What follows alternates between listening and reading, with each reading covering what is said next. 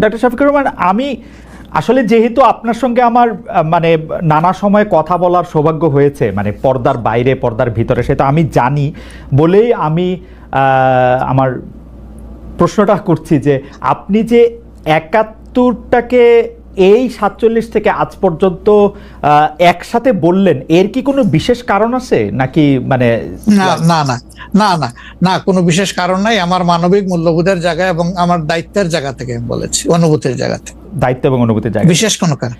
আচ্ছা, আমি আবার ২-৩ দিনের ঘটনা একটু আসি। আমরা দুইটা ঘটনা আমরা দেখেছি যে আমাদের অনেককে ব্যথিত করেছে। একটা হচ্ছে লালমনিরহাটে একজন যিনি নরসুন্দর, তিনি এবং তার ছেলেকে খুব আয়োজন করে মারধর করা হচ্ছে এবং তাদেরকে টেনে নিয়ে পুলিশের কাছে নিয়ে যাওয়া হয়েছে। এবং আরেকজন যিনি ২০১৮ সালের ডিসেম্বরের রাতের ভোট বলে খ্যাত নির্বাচনের যে প্রধান নির্বাচন কমিশনার, তাকে আসলে খুবই অপমানজনকভাবে মানে থানায় নিয়ে যাওয়া হয়েছে এবং সেটা আবার ভিডিও করা হয়েছে। মানে আমি সাধারণভাবে যেটা বুঝি, আপনি আমাকে শাস্তি দিতে পারেন, আপনি আমাকে মৃত্যু দিতে পারেন, কিন্তু মানুষ হিসাবে আরেকটা মানুষকে অসম্মান করার অধিকার যে আমাদের নাই, এইটা কি মানে মানে নাকি এইটা আমাদের আছে কারণ তারা একটা খারাপ কাজ করেছিল, এরকম কি? মানে আমি জানি না, মানে অনেকে তার আরেকজন, জি আপনি বলেন, আরেকজন খারাপ কাজ করেছেন বলে আমিও করব? এটা কোনো যুক্তি? আমি আরেকজনের খারাপে কষ্ট পেলাম, ক্ষতিগ্রস্ত হলাম, এখন আমি সেম অথবা ওয়ার্স দেন দিস আরো খারাপ কিছু করলাম তার সাথে, সেটা কি কোনো মানবিক আচরণ বলে গণ্য হবে? নিশ্চয়ই না। তবে দেখেন, আমরা এটাকে কখনো সমর্থন করি না, কিন্তু পরিবেশ, প্রেক্ষাপট, স্থান, কাল, পাত্র, মানুষ কোনো জিনিসকে যখন লাইক করে না তখন প্রকাশ্যে হয় তার প্রতিবাদ করে, না হয় মনে মনে ঘৃণা করে, অথবা সে শক্তি থাকলে প্রতিরোধ করে। এই তিনটা স্টেজ থাকে, এটা হাদিসের ভাষা অনুযায়ী। তো এই অবস্থায় আমরা হয়তো ভিজিবল সেই রকম প্রটেস্ট অনেক ক্ষেত্রেই করতে পারি না, কিন্তু আমরা এগুলাকে মনের দিক থেকে সাপোর্ট তো করি না, আমরা বরঞ্চ মনে করি যে এগুলা আরেকটা অপরাধ। ডেফিনেটলি সিইসি যিনি ছিলেন, তিনি তো একজন মানুষ, তিনি এই রাষ্ট্রের একজন সিভিল সার্ভেন্টও ছিলেন এবং উঁচু পর্যায়ে তিনি দায়িত্ব পালন করে তিনি রিটায়ার করেছেন। তিনি নিশ্চয়ই কাজ ভালো করেন নাই, অনেকগুলা খারাপ কাজ করেছেন। সেই সময়টা জনপ্রত্যাশার এগেইনস্টে গিয়ে করেছেন, সত্য তথ্যের উপর না থেকে অসত্য তথ্য তিনি তার সংস্থা থেকে বলেছেন, সেগুলো সব খারাপ। তো তার জন্য তো আদালত আছে, কিন্তু আদালতে যাবেন, আমি তাদেরকে আদালতে নিয়ে যাই, আইনের আওতায় নিয়ে যাই, কিন্তু আইন আমার হাতে আমি তুলে নেবো কেন?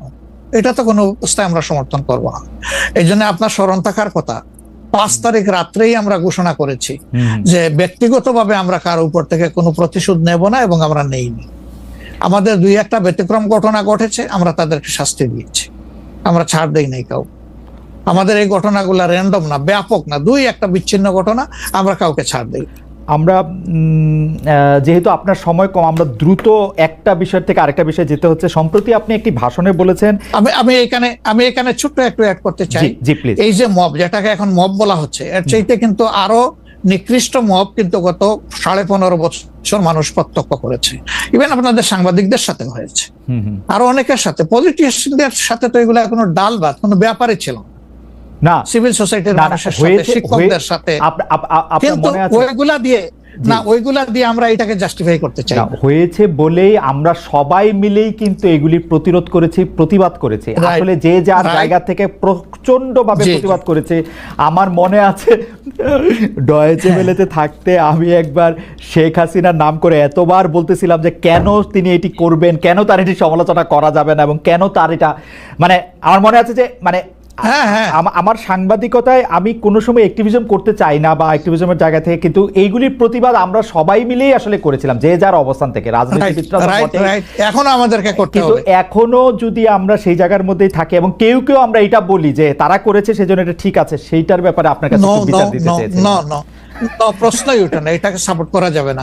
আরেকজন অন্যায় করেছে তাই আমি আরেকটা অন্যায় করবো, এটা চলবে না। আর তাইলে আমরা ভালোর দিকে আগাবো কিভাবে? অ্যাবসলিউটলি আমরা তো আগাতে পারবো। আপনি সম্প্রতি এক ভাষণে বলেছেন, আরেকটা প্রসঙ্গে যায়, যে সেই গণতন্ত্র হালাল যার মাধ্যমে আল্লাহর বিধান কায়েম করা যাবে, বুলেট নয় ব্যালটের মাধ্যমে যেতে হবে। এটা আপনি বলেছেন হাদিসের রেফারেন্স দিয়ে, আপনার এই বক্তব্যের প্রতিবাদ করেছেন মুফতি ডক্টর সাইয়েদ মোহাম্মদ এনায়েতুল্লাহ আব্বাসী সিদ্দিকী রোববার ফেসবুকে এক পোস্টে দাবি করেছেন যে তিনি হাদিসের সুস্পষ্ট অপব্যাখ্যা করেছেন। আপনি এক লাইনে আবার একটু ব্যাখ্যা দিবেন কিনা? না, আমি হাদিসের দেই নাই।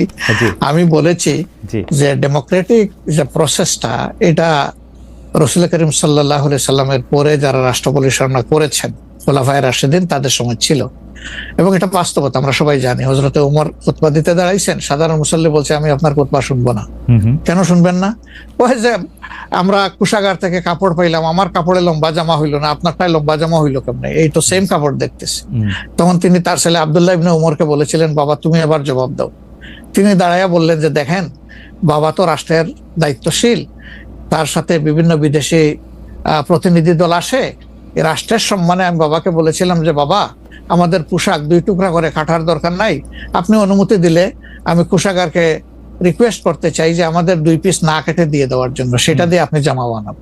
তো আমার বাবা এবং আমার 2 পিস মিলে উনার 1 পিস হয়েছে, এবং তাই উনার জামা লম্বা। তো লোকটা বসে আল্লাহ শুকরিয়া আদায় করে বললেন যে খলিফাতুল মুসলিমিন, এবার আপনি আপনার খুতবা দেন, আমি শুনবো, মন ভরে শুনবো। তো এই দেখেন, এটাই তো বিউটি অফ ডেমোক্রেসি। ওই যে আপনি ফ্রিডম অফ এক্সপ্রেশন বললেন, এর চাইতে ভালো ফ্রিডম অফ এক্সপ্রেশন কোথায় পাবেন আপনি? আমি বলেছি যে না, গণতন্ত্র হচ্ছে এটা কোনো ইজম না, এটা আপনি নিজেও জানেন। গণতন্ত্র কোনো মতবাদ না, it's a way to establish your ism.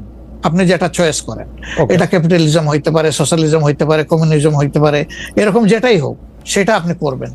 কিন্তু এটা একটা ওয়ে, এই বাহনের উপরে আপনি চড়ে যাবেন। সেটা যদি আল্লাহর দিন কায়েমের উদ্দেশ্যে হয়, তাহলে অবশ্যই এটা মুসলমানদের জন্য হারাম হওয়ার কথা না। এখন আমার কথার সাথে তো ডিফার করতেই পারেন, উনি একজন লার্নেড মানুষ, আমি তাকে রেসপেক্ট করি, এবং কারো ডিফারেন্সটাকেও আমি রেসপেক্ট করি, কারণ এটা না হলে তো আপনার ফ্রিডম অফ এক্সপ্রেশন থাকবে না, এবং মাল্টিকালচারাল সোসাইটিও বিল্ড আপ করা সম্ভব হবে না। আচ্ছা, অ্যাবসলিউটলি ফাইন। আচ্ছা, আপনি শুক্রবার একটা দলীয় কর্মসূচিতে বলছেন যে দিন কায়েমের চেষ্টা বা প্রচেষ্টা ঐচ্ছিক নয়, মুমিনের উপর ফরজ। আরবার আপনাদের দীর্ঘদিনের একটা স্লোগান হচ্ছে এরকম, আল্লাহর আইন চাই। এখন একটি নতুন প্রচারণা, মানে অনেক দলকেই ক্ষমতায় দেখা যায়, মানে জামাত ইসলামের একটা নতুন প্রচারণা এরকম যে অনেক দলকেই ক্ষমতায় দেখা হয়েছে, জামাতকে একটিবার সুযোগ দেওয়া হোক, আপনারা যদি নির্বাচনে জিতে ক্ষমতায় যেতে পারেন তাহলে কি বর্তমান ব্যবস্থা পাল্টে কোরআন সুন্নাহ ভিত্তিক শাসন বা শরিয়া ব্যবস্থা চালু করবেন? আসলে দেখেন, কোরআন সুন্নাহ ভিত্তিক মানে অনুশাসন যেটা, এটার ব্যাপারে সমাজের পারসেপশনের ভিন্নতা আছে। আমাদের বাংলাদেশের যে সংবিধান আছে, এই সংবিধানের অনেকগুলা আর্টিকেল, অনেকগুলা ধারা উপধারা কোরআনের সেন্সের সাথে পুরোপুরি মিলে যায়, এটার সাথে কোনো ডিফারেন্স নাই। আবার কিছু কিছু ধারা আছে সেখানে কনফ্লিক্ট, কন্ট্রাডিকশন আছে। ওরকম পরিবেশ পরিস্থিতি যখন আসবে, জনগণের প্রত্যাশার আলোকে এটা মানে সবার সাথে ইন্টারেক্টিভ হয়ে সবাইকে সাথে নিয়েই ইনশাআল্লাহ ভালো জিনিসগুলোকে আমরা ইনপুট দেবো আল্লাহ চাই।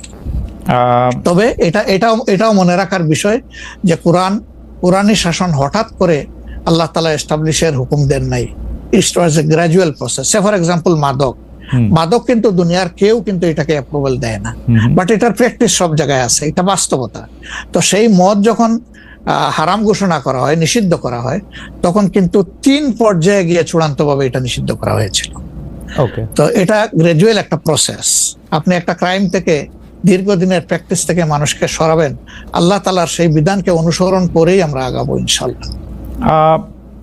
5 আগস্টের পর থেকে বিএনপির পক্ষ থেকে যেহেতু জাতীয় নির্বাচনের দাবি জানানো হয়েছিল, এটা নিয়ে অনেক তাদেরকে রঙ্গব্যঙ্গ করা হয়েছে। জামায়াতে ইসলামী মাঝামাঝি থেকে ফেব্রুয়ারি ইলেকশনের কথাও বলেছে, রোজার পরেও ইলেকশনের কথা বলেছে, রোজার আগেও ইলেকশনের কথা বলেছে, কিন্তু আমরা দেখতে পাচ্ছি জামায়াতে ইসলামী 300 আসনে প্রার্থী ঘোষণা করে ফেলেছে। আপনারা যদি পরে কোনো রাজনৈতিক জোট করেন বা পরে যদি কোনো ধরনের রাজনৈতিক সমঝোতার মাধ্যমে জাতীয় সরকারের একটা আবহ তৈরি হয়, তাহলে কি হবে? আপনারা এখনই জোট ঘোষণা করে ফেলেছেন, সেটা কেমন হলো? আলহামদুলিল্লাহ, এটা আমাদের সাথে যাদের ইন্টারেকশন আছে তারা সবাই জানেন।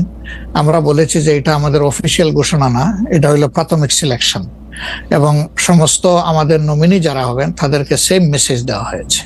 যে জাতীয় বৃহত্তর স্বার্থে যে কোনো সময় যে কোনো পরিবর্তন যে কোনো আসনে আসতে পারে। আমাদের সংগঠন এটার জন্য পূর্ণ প্রস্তুত। প্রয়োজনে আমার থেকেই পরীক্ষা শুরু হবে, কোনো অসুবিধা নেই।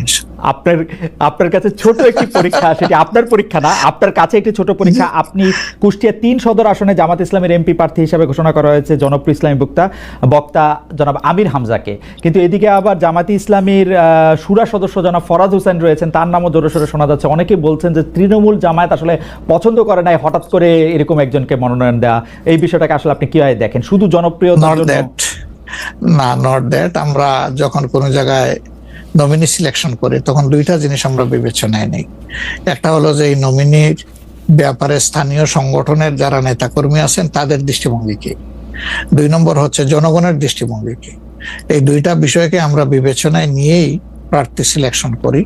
এবং এটা যেগুলা শুনতেছেন, অনেক সময় আমাদেরকে অতি ভালোবাসেন যারা, ওই যে আপনি একবার আমাকে জিজ্ঞেস করলেন যে আপনাদের ব্যাপারে এত বিরোধিতা করে কেন, আমি বলছিলাম যে তারা অত ভালোবাসে তো অনেক বেশি, এই জন্য আমাদেরকে নিয়ে কসলাইতে হবে। জনাব আমির হামজার বিরুদ্ধে যে দুটি বক্তব্য বেশি সামনে আসছে, তিনি একবার বলেছিলেন যে তার 14 গোষ্ঠী সবাই আওয়ামী লীগ করেন। 2 নম্বর হচ্ছে যে এই জুন মাসেও জনাব আমির হামজা নিজ এলাকায় মোটরসাইকেল শোডাউন করেছেন, যেই শোডাউনের রাজনীতি অ্যাপারেন্টলি আপনারা উৎসাহ দেন না, কিন্তু তাকে এটি করতে দেখা যাচ্ছে। হ্যাঁ, আমরা তার দৃষ্টি আকর্ষণ করেছি। ওকে, আমরা এই ব্যাপারে দৃষ্টি আকর্ষণ করেছি যে পাবলিক ইনকনভিনিয়েন্স হয় এমন কোনো কাজ আমরা করব না, যত দূর সম্ভব এটা আমরা। এমন অন্তর্বর্তীকালীন সরকার 10 মাসেও জাতীয় নির্বাচনের সুস্পষ্ট তারিখ ঘোষণা করেনি, ফলে রাষ্ট্র এবং রাজনীতিতে এক ধরনের অনিশ্চয়তা সৃষ্টি হয়েছে। এবং এই অনিশ্চয়তা সৃষ্টি হওয়ার কারণেই আমরা যদি খেয়াল করি, দেশে অর্থনৈতিক কর্মকাণ্ড বলা যায় প্রায় স্থবির হয়ে পড়েছে। জনগণের ভোটে নির্দিষ্ট মেয়াদের একটি স্থিতিশীল সরকার না থাকায় দেশে কাঙ্ক্ষিত বিনিয়োগও হচ্ছে না। আমরা এখানে উপস্থিত প্রায় প্রত্যেকেই গণমাধ্যমে খবরে দেখেছি, ব্যবসায়িক সংগঠনগুলো বলছে নানা কারণে ইতিমধ্যেই শত শত শিল্প কলকারখানা বন্ধ হয়ে গিয়েছে, আরো অনেক কলকারখানা বন্ধ হওয়ার উপক্রম হয়ে পড়ছে।